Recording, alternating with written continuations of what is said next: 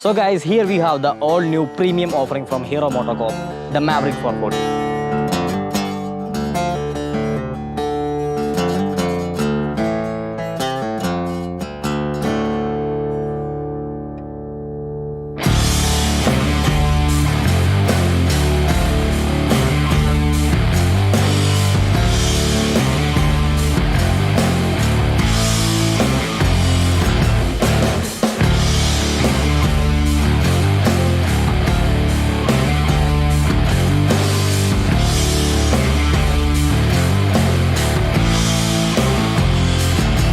Hero മോട്ടോർകോർപ്പ് ഇതുവരെ ഇറക്കിയിൽ വെച്ചിട്ടുള്ള ഏറ്റവും പ്രീമിയം ആൻഡ് ഫ്ലാഗ്ഷിപ്പ് പ്രോഡക്റ്റ് ആണെങ്കിൽ കൂടിയും നിങ്ങൾക്ക് ഇന്ന് മാർക്കറ്റിൽ വാങ്ങാൻ പറ്റുന്നതിൽ the most affordable 400cc bike കൂടിയാണ് ഏറ്റവും പുതിയ മാവറിക് 440. വീഡിയോയിലേക്ക് പോകുന്നതിന് മുമ്പ് നിങ്ങളോട് എല്ലാവരോടും എനിക്ക് ചെറിയൊരു റിക്വസ്റ്റ് ഉണ്ട്. അതായത് നമ്മുടെ ചാനൽ കാണുന്നതിൽ ഒരു 80% ആൾക്കാർ ഇതുവരെ ചാനൽ സബ്സ്ക്രൈബ് ചെയ്യാതാണ് ഇരുന്ന് കണ്ടുകൊണ്ടിരിക്കുന്നത്. അതുപോലെ തന്നെ റിപ്പീറ്റഡ് ആയിട്ട് കാണുന്ന ആൾക്കാരും സബ്സ്ക്രൈബ് ചെയ്തിട്ടില്ല. അപ്പോൾ അങ്ങനെയുള്ള ഒരാളാണ് നിങ്ങളെന്നുണ്ടെങ്കിൽ തീർച്ചയായിട്ടും ചാനൽ ഒന്ന് സബ്സ്ക്രൈബ് ചെയ്ത് സപ്പോർട്ട് ചെയ്യാം. അതുപോലെ വീഡിയോ ഇഷ്ടപ്പെട്ടാൽ ലൈക്ക് ചെയ്യണം, നിങ്ങളുടെ അഭിപ്രായങ്ങളൊക്കെ തന്നെ കമൻറ്റ് ചെയ്യാം. അതുപോലെ വണ്ടി നമുക്ക് റിവ്യൂ ആയിട്ട് വന്നിരിക്കുന്നത് ഭാരത് ഹീറോ പത്തനംതിട്ടയാണ്. കേരളത്തിലെ തന്നെ ഹീറോയുടെ 2.0 ഷോറൂമുകളിലെ വൺ ഓഫ് ദ ഫസ്റ്റ് ഷോറൂമാണ്. അപ്പോൾ നിങ്ങൾക്ക് ടെസ്റ്റ് റൈഡ് വേണമെന്നുണ്ടെങ്കിൽ ജസ്റ്റ് ബുക്ക് ചെയ്തിട്ട് ഭാരത് ഹീറോയിലേക്ക് ചെല്ലുക. അവിടെ നിങ്ങൾക്ക് ടെസ്റ്റ് റൈഡ് അവൈലബിൾ ആണ് മാവറിക്കിൻ്റെ, അതുപോലെ തന്നെ മറ്റ് ഹീറോ സ്കൂട്ടേഴ്സ് ആൻഡ് മോട്ടോർ സൈക്കിൾസിൻ്റെ.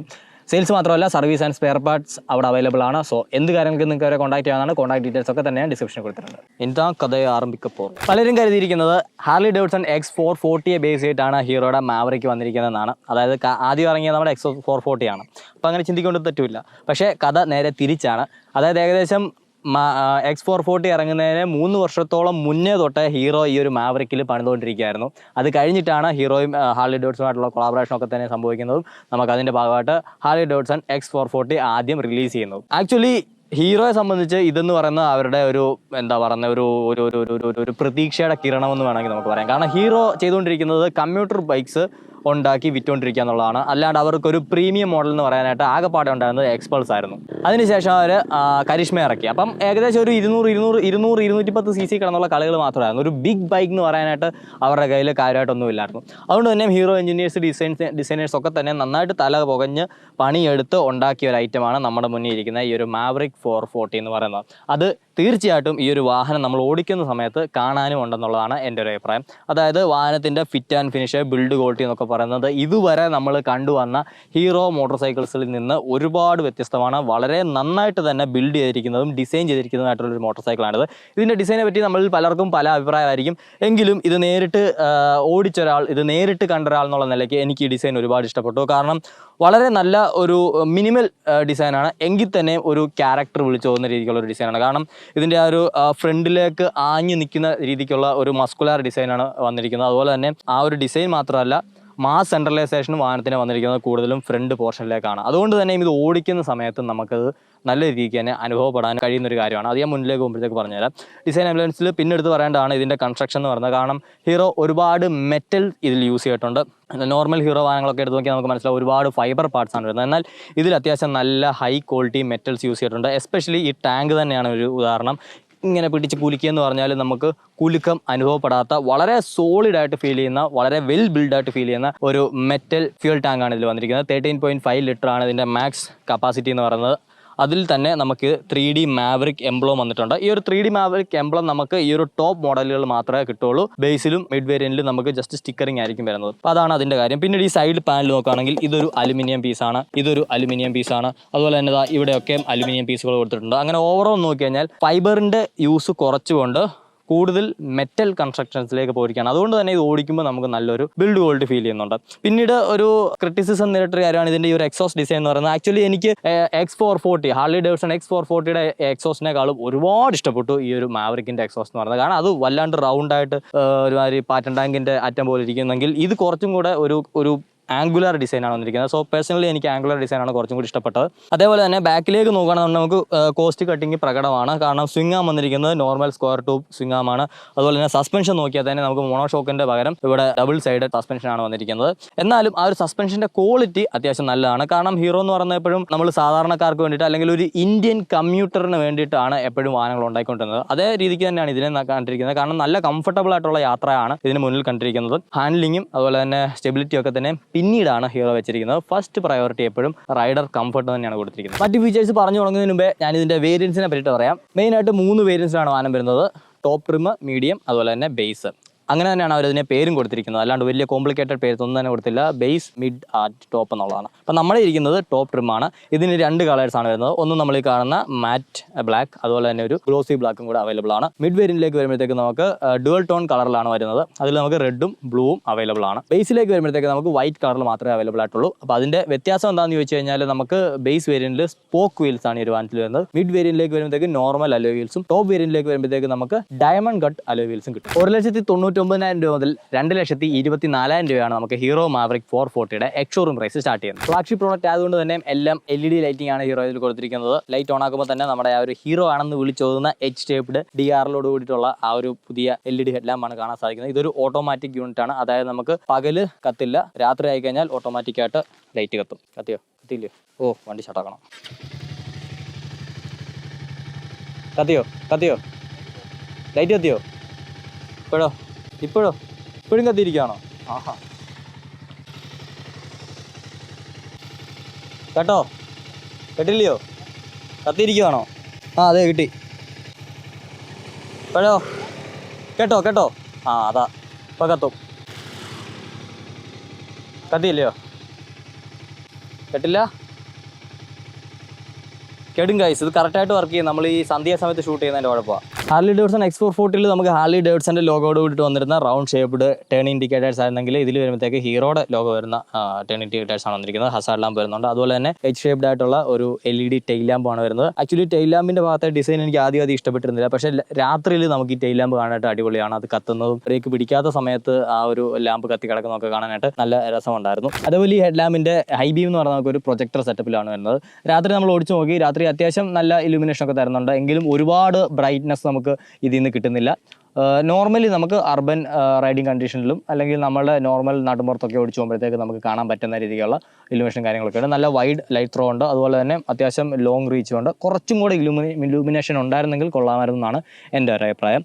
അതുപോലെ തന്നെ ഈ ഹെഡ് ലാമ്പിൻ്റെ ആ ഒരു ഡിസൈൻ എനിക്ക് ഒരുപാട് ഇഷ്ടപ്പെട്ടാണ്. കാരണം നമ്മളിങ്ങനെ മുന്നിലേക്ക് ഇങ്ങനെ കുനിഞ്ഞൊരു പുലിയൊക്കെ ചാടാനിരിക്കുന്ന പോലത്തെ ഒരു ഡിസൈനാണ് സൈഡിൽ നിന്ന് ഫ്രണ്ടിൽ നിന്ന് നോക്കി വണ്ടി നമുക്ക് നോക്കുമ്പോൾ കാണുന്നത്. സോ നല്ല ഒരു മസ്കുലർ ഡിസൈനാണ്, കൊള്ളാം. ഇനി അതിന് താഴേക്ക് വന്നു കഴിഞ്ഞാൽ നമുക്ക് 43 mm ടെലസ്കോപ്പിക് സസ്പെൻഷനാണ് വാഹനത്തിൽ വന്നിരിക്കുന്നത്. അവിടെ ഒരു കോസ്റ്റ് കട്ടിങ് ഹീറോ നടത്തിയിട്ടുണ്ട്. കാരണം ഹാർലി ഡേവിഡ്സണിൽ നമുക്ക് വരുന്നത് USD ഫോർക്ക് ആണ്. അത് വന്നിരുന്നെങ്കിൽ ഈ വാഹനത്തിൻ്റെ ലുക്ക് കുറച്ചും കൂടെ പൊളിയായനെയാണെന്ന് എൻ്റെ ഒരു അഭിപ്രായം. പക്ഷേ ഇവിടെ നമുക്ക് ആ ഒരു കോസ്റ്റും കൂടെ നോക്കുന്നതുകൊണ്ട് ഹീറോ ഇവിടെ ടെലസ്കോപ്പിക് സസ്പെൻഷനാണ് തന്നിരിക്കുന്നത്. അതേപോലെ തന്നെ വീൽസ് നോക്കുകയാണെന്നുണ്ടെങ്കിൽ നമുക്ക് 17 inch diamond cut alloy wheels ആണ് ഈ ഒരു ടോപ്പ് ട്രിമ്മിൽ വരുന്നത്. അതിൽ 110/70 സെക്ഷൻ ടയറും നമുക്ക് കിട്ടുന്നുണ്ട് MRFന്റെ. ഈ ഒരു ടയറിൻ്റെ കാര്യം പറയുകയാണെന്നുണ്ടെങ്കിൽ നമുക്ക് അത്യാവശ്യം ഗ്രിപ്പ് ഓഫർ ചെയ്യുന്നുണ്ട്. കാരണം വാഹനത്തിന് അത്യാവശ്യം വെയിറ്റ് ഉണ്ട്. അതുകൊണ്ട് തന്നെ നമുക്ക് റോഡിൽ നല്ല ഒരു ഗ്രിപ്പി ഫീൽ ഈ ഒരു ടയറിൻ്റെ ഭാഗത്തുനിന്ന് തന്നെ കിട്ടുന്നുണ്ട്. പഴയ MRF ടയറുകളെ പോലെ ജസ്റ്റ് കുറേ ലോങ് ലൈഫ് തരാൻ വേണ്ടിയിട്ട് ഹാർഡ് റബ്ബർ കോമ്പൗണ്ട് വെച്ച് വരുന്ന പോലെ അല്ല. ഇത് കുറച്ചും കൂടെ ബെറ്റർ ആയിട്ട് ഗ്രിപ്പ് ചെയ്യുന്നതായിട്ടാണ് എൻ്റെ ഒരു എക്സ്പീരിയൻസ്. ബ്രേക്ക് നോക്കുകയാണെന്നുണ്ടെങ്കിൽ ഫ്രണ്ടിൽ നമുക്ക് 320 mm ഡിസ്ക് ബ്രേക്കാണ് വന്നിരിക്കുന്നത്. അതും 2 piston ബൈബ്രിയുടെ ആക്ച്വൽ കാലിപ്പറോട് വിട്ട്. ബാക്കിൽ നമുക്ക് 240 mm ഡിസ്ക് ബ്രേക്ക് വരുന്നുണ്ട്. അത് സിംഗിൾ പിസ്റ്റൺ ബൈബ്രി കാലിപ്പറും വരുന്നുണ്ട്. ഡുവൽ ചാനൽ ABS-ലാണ് വാഹനം വരുന്നത്. സ്വിച്ചബിൾ ABS കാര്യങ്ങളൊന്നും തന്നെ നമുക്ക് വന്നിട്ടില്ല. ഞാൻ തുടക്കത്തിലെ ആ ഒരു ബാക്ക് സസ്പെൻഷൻ്റെ കാര്യം പറഞ്ഞതുപോലെ തന്നെയാണ് ഈ ഒരു ഫ്രണ്ട് സസ്പെൻഷൻ്റെ കാര്യം. അതായത് റൈഡർ കംഫർട്ട് മുൻനിർത്തിക്കൊണ്ടാണ് ഈ സസ്പെൻഷൻസ് രണ്ടും ഹീറോ ട്യൂൺ ചെയ്തിരിക്കുന്നത്. അതായത് നമുക്ക് പൊട്ടിപ്പൊളിഞ്ഞ റോഡുകളിൽ കൂടെ ഇത് ഓടിച്ചുകൊണ്ട് പോയാലും അത്യാവശ്യം നല്ല പ്ലഷ് റൈഡാണ് ഈ ഒരു സസ്പെൻഷൻ ഓഫർ ചെയ്യുന്നത്. നല്ല സ്മൂത്തായിട്ട് അതിൻ്റെ മുകളിൽ കൂടെ ഒക്കെ തന്നെ വണ്ടി ഇങ്ങനെ ഒഴുകി പോക്കോളും. അത് ഒരാളാണെങ്കിലും 2 പേര് വെച്ച് സഞ്ചരിക്കുന്ന സമയത്താണെങ്കിലും. പിന്നീട് സിംഗിളായിട്ട് നമ്മൾ അത്യാവശ്യം സ്പീഡ്സ് ക്യാരി ചെയ്ത് ഓടിക്കുന്ന സമയത്താണെങ്കിൽ തന്നെ നമുക്ക് നല്ല കോൺഫിഡൻസ് കിട്ടും. അപ് ടു 100-110 സ്പീഡ്സിലൊക്കെ തന്നെ നല്ല ഒരു പ്ലാന്റഡ് ഫീലാണ് വാഹനത്തിൻ്റെ ഭാഗത്തുനിന്ന് വരുന്നത്. പക്ഷേ ഒരു പില്ലണയും കൂടെ വെച്ചിട്ട് നമ്മൾ ഈ ഒരു 90 എബോവ് സ്പീഡ്സിൽ പോകുകയാണെന്നുണ്ടെങ്കിൽ റോഡിൻ്റെ ആൻഡുലേഷൻസിനനുസരിച്ച് വാഹനം കുറച്ചിങ്ങനെ വേവ് അടിച്ച് കളിക്കുന്നതായിട്ട് നമുക്ക് ഫീൽ ചെയ്യും. അത് ചില സാഹചര്യങ്ങളിൽ നമുക്ക് റൈഡറിൻ്റെ കോൺഫിഡൻസ് കുറച്ച് ചോർത്തി കളയുന്നതാണ്.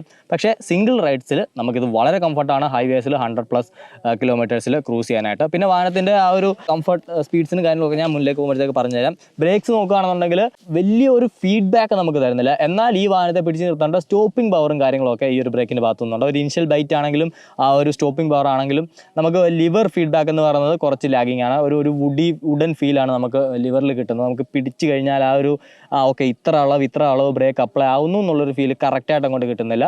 അത്യാവശ്യം നന്നായിട്ട് പിടിച്ചു കഴിഞ്ഞാൽ വണ്ടി നല്ലപോലെ നിൽക്കും. അതുപോലെ തന്നെ ABS കറക്റ്റായിട്ട് ഫംഗ്ഷനിങ് ആണ്. ABS അത്ര ഇൻട്രൂസീവായിട്ടും എനിക്ക് തോന്നിയില്ല.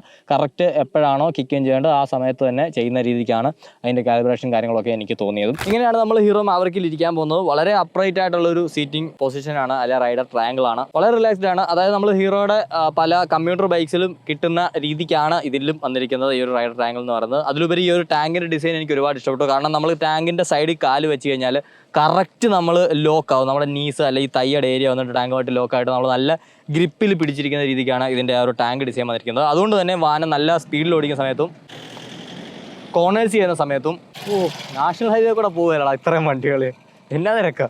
കോർണേഴ്സ് എടുക്കുന്ന സമയത്താണെങ്കിൽ തന്നെ നമുക്ക് നന്നായിട്ട് നമ്മുടെ കാല് ടാങ്കിൽ ലോക്ക് ചെയ്ത് പിടിക്കാൻ സാധിക്കുന്നതാണ്. അതുകൊണ്ട് തന്നെ ഇതിൻ്റെ സീറ്റിംഗ് പോസ്റ്റർ എനിക്ക് ഇതിൽ ഒരുപാട് ഇഷ്ടപ്പെട്ടു. വണ്ടിയുടെ വൺ ഓഫ് മൈ ഫേവറേറ്റ് തിങ്സിലൊന്നാണ് ഇതിൻ്റെ സീറ്റിംഗ് പോസ്റ്റർ എന്ന് പറയുന്നത്. നമുക്ക് ടേപ്പേഡ് ഹാൻഡിൽ ബാർ ആണ് വന്നിരിക്കുന്നത്. അത് നമ്മളിലേക്ക് കുറച്ച് റീച്ച് ആയിരിക്കുന്ന രീതിക്കാണ് ഡിസൈൻ ചെയ്തിരിക്കുന്നത്. നല്ല വൈഡ് ആണ്. ആ ഒരു ഹാർലി ഡേവിഡ്സണിൽ കിട്ടിയ പോലെ തന്നെ ഉള്ള ഒരു ഫീൽ തന്നെയാണ് എനിക്ക് ഇതിലും കിട്ടുന്നത്. പക്ഷേ ഹാർലിയേക്കാളും കുറച്ചും കൂടെ കോമ്പാക്റ്റ് ആയിട്ട് എനിക്ക് ഈ വണ്ടി ഫീൽ ചെയ്യുന്നുണ്ട്. അതുകൊണ്ട് തന്നെ നമുക്ക് ഇതിനെ സിറ്റി ട്രാഫിക്കിലൂടെ ഓടിക്കാൻ കുറേ കൂടെ രസമാണ് ഹാർലിയേക്കാളും. ഹാർലി കുറച്ചുകൂടെ ഹെവി ആയിട്ട് കുറച്ചുകൂടെ ലെങ്ത് നമുക്ക് ഫീൽ ചെയ്യും. പക്ഷേ മാവറിക്കിൻ്റെ കാര്യത്തിലേക്ക് വരുമ്പോഴത്തേക്ക് ഇത് കുറച്ചുകൂടെ ഷോർട്ട് ആൻഡ് നിമ്പിൾ ആണ്. അതുകൊണ്ട് തന്നെ വളരെ പെട്ടെന്ന് തന്നെ നമുക്ക് ഡയറക്ഷൻ ചേഞ്ചസ് നടത്താൻ പറ്റും. പിന്നെ ഞാൻ പറഞ്ഞ പോലെ മാസ് സെൻട്രലൈസേഷൻ കൂടുതൽ ഫോർവേഡായിട്ടാണ് വന്നിരിക്കുന്നത്. അതുകൊണ്ട് തന്നെ ടെയിൽ സെക്ഷൻ നമുക്ക് ഭയങ്കര ലൈറ്റായിട്ട് തോന്നും. സോ പെട്ടെന്ന് നമുക്ക് വാഹനങ്ങളുടെ ഇടയ്ക്കൂടെ തന്നെ ഫ്ലിക്ക് എടുത്തുകൊണ്ട് പോകാൻ സാധിക്കും. കോർണേഴ്സ് എടുക്കാൻ സാധിക്കും.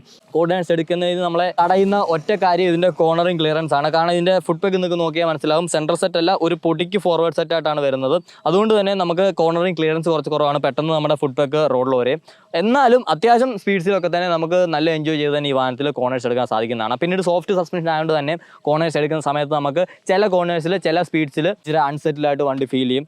മാത്രമല്ല ഇതിൽ മോണോഷോക്കും വന്നിട്ടില്ല. സോ അതും ഇതിനെ അഫക്റ്റ് ചെയ്യുന്നുണ്ട്. എങ്കിലും പൊതുവേ നോക്കിക്കഴിഞ്ഞാൽ ഫൺ ടു റൈഡ് ആയിട്ടുള്ള ഒരു ബൈക്കാണ് നമ്മുടെ ഹീറോ മാവറിക് 440. അതേപോലെ ഇതിലുള്ള മറ്റൊരു ഫീച്ചറാണ്, വലിയ ഫീച്ചറായിട്ടൊന്നും നിങ്ങൾ കാണണ്ട, ഇതിൻ്റെ ഹാൻഡിൽ ബാർ നമുക്ക് ഏത് സൈഡിലോട്ട് വെച്ച് വേണമെങ്കിലും ലോക്ക് ചെയ്യാൻ സാധിക്കുന്നതാണ്. ഇതെനിക്ക് എല്ലാ ബൈക്കുകളും വന്നാൽ കൊള്ളാമെന്നുള്ളൊരു ഫീച്ചറാണ്. അത്യാവശ്യം നൈസാണ്. കാരണം ഇങ്ങനെ വണ്ടി വെച്ച് നമ്മൾ ലോക്ക് ചെയ്തിട്ട് പോയി കഴിഞ്ഞാൽ ഒന്ന് നമുക്ക് വണ്ടിക്ക് നല്ല എസ്തെറ്റിക് ലുക്ക് വരും.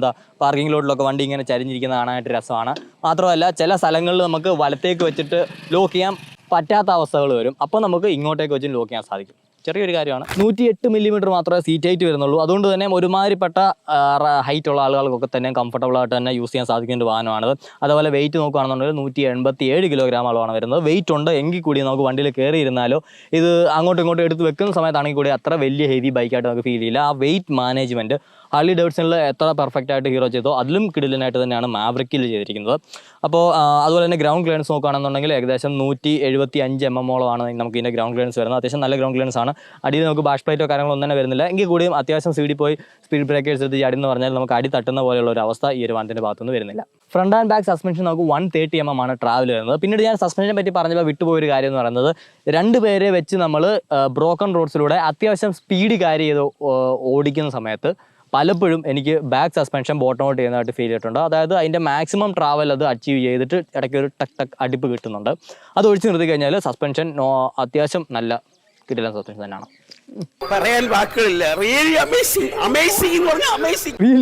അപ്പോൾ എഞ്ചിനിലേക്ക് പറഞ്ഞു തുടങ്ങുന്നതിന് മുമ്പ് നമുക്ക് എക്സോസ്റ്റ് നോട്ട് ചെയ്ത് തുടങ്ങാം. അത് കേട്ട് നോക്കാം. അപ്പോൾ നിങ്ങൾക്ക് ഏകദേശം ഒരു ഐഡിയ കിട്ടും എഞ്ചിനെ പറ്റിയിട്ട്.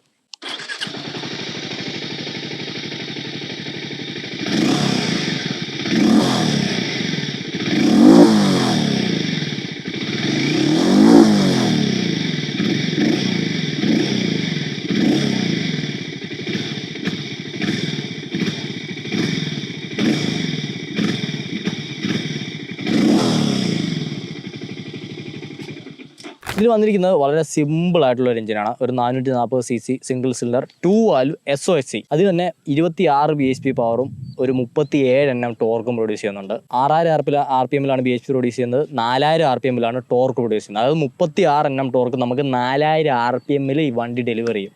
അപ്പോൾ തന്നെ നിങ്ങൾക്ക് മനസ്സിലാവും എന്തോരം ടോർക്കിയാണ് ഈ ഒരു എഞ്ചിൻ എന്നുള്ളത്. ഈ കാണുന്ന ഒരു ബ്രഷ് കട്ട് ഫിനിഷ് എന്ന് പറയുന്നത് നമുക്ക് ഈ ഒരു ടോപ്പ് ട്രിമിലും മിഡിൽ ട്രിമിലും മാത്രമേ കിട്ടുള്ളൂ. ബേസ് ട്രിമിലേക്ക് വരുമ്പോഴത്തേക്ക് നമുക്കിത് കിട്ടില്ല എന്നാണ് ഹീറോ പറയുന്നത്. അതുപോലെ തന്നെ വളരെ റിഫൈൻഡ് ആയിട്ടുള്ള എഞ്ചിനാണ്. സിംഗിൾ സിലിണ്ടർ ഇത്രയും വലിയൊരു ബിഗ് കപ്പാസിറ്റി സിംഗിൾ സിലിണ്ടറിനെ വെച്ച് നോക്കുമ്പോഴത്തേക്ക് നല്ല റിഫൈൻമെൻ്റ് ഉള്ള ഒരു എഞ്ചിൻ തന്നെയാണ് ഈ ഒരു വാഹനത്തിൽ വന്നിരിക്കുന്നത്. പിന്നീട് 2 വാൽവ് ആയതുകൊണ്ടും SOHC ആയതുകൊണ്ടും ഹയർ റെപ്സിലേക്ക് കൊണ്ടുപോകുമ്പോഴത്തേക്ക് വാഹനത്തിന് അത്ര വലിയ ഒരു റിഫൈൻമെൻറ്റോ അല്ലെന്നുണ്ടെങ്കിൽ ഒരു കാം പെർഫോമൻസോ അല്ല. ഒരു സർട്ടൻ RPM കഴിയുമ്പോൾ ഏകദേശം ഒരു 6000 RPM കഴിയുമ്പോഴത്തേക്ക് വാഹനം അത്യാവശ്യം സ്ട്രെസ്ഫുൾ ആയിട്ട് തന്നെ നമുക്ക് ഫീൽ ചെയ്യും. പക്ഷേ 0 to 4000 അല്ലെങ്കിൽ 5000 RPM ആണ് ഇതിൻ്റെ ഏറ്റവും സ്വീറ്റ് സ്പോട്ട് എന്ന് പറയുന്നത്. ആ ഒരു RPMലാണ് വാഹനം ഫുൾ ടോർക്ക് ഡെലിവറി ചെയ്യുന്നതും വളരെ സ്മൂത്ത് ആയിട്ട് തന്നെ നമ്മളെ വലിച്ചുകൊണ്ട് പോകുന്നതും നല്ല ടോർക്കി ഫീൽ നമുക്ക് വരും. അതിപ്പോൾ 2 പേരെ വെച്ച് പോയാലും ഒരാളെ വെച്ച് പോയാലും നിങ്ങൾക്ക് ഒട്ടും എഫേർട്ട് ഇല്ലാണ്ട് ഓടിച്ചുകൊണ്ട് നടക്കാൻ പറ്റുന്നൊരു വാഹനമാണ് ഈ ഒരു മാവറിക് 440 എന്ന് പറയുന്നത്. അതേപോലെ തന്നെ ഹീറ്റിംഗ് എനിക്ക് എടുത്ത് പറയാനില്ല. ഒരു ബിഗ് സിലിണ്ടർ വരുന്ന ലോങ് സ്ട്രോക്ക് എഞ്ചിൻ ആണെങ്കിൽ കൂടി ഇതിൻ്റെ കംപ്രഷൻ റേഷ്യോ നമുക്ക് 9.6 സംതിങ് വരുന്നുള്ളൂ. അതുകൊണ്ട് തന്നെ ഇത് ഒരുപാട് ഹീറ്റ് ജനറേറ്റ് ചെയ്യില്ല. ഇൻ കേസ് ഹീറ്റ് ജനറേറ്റ് ചെയ്യാൻ തന്നെ ഇതിനെ തണുപ്പിക്കാനായിട്ട് സെപ്പറേറ്റ് ഒരു ഓയിൽ റേഡിയേറ്റർ വന്നിട്ടുണ്ട്. അതായത് റാം എയർ കൂളിംഗ് ആണ് വന്നിരിക്കുന്നത്, അല്ലാണ്ട് സെപ്പറേറ്റ് ഫാനോ കാര്യങ്ങളൊന്നുമില്ല.